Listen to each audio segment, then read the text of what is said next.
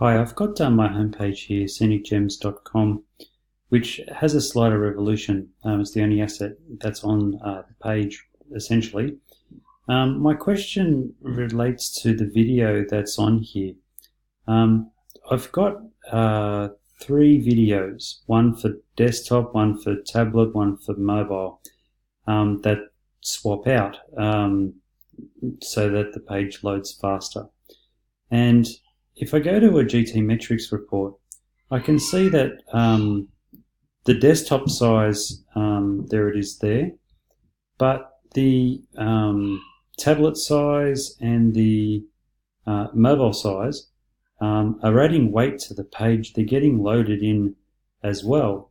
If I go to Slider Revolution and look at the file that I've made, this here is the lightweight mobile size video, 380 by 234, and I've got the visibility set to mobile and not these ones here, and the others are set up similar. So that's the mid-weight video, and this is the desktop only video, so different resolutions. So that the visibility is set to display and not display, but the file is still being served and loaded into the slider. So I'm wondering, is there a setting where I can actually remove the asset completely, depending on which responsive size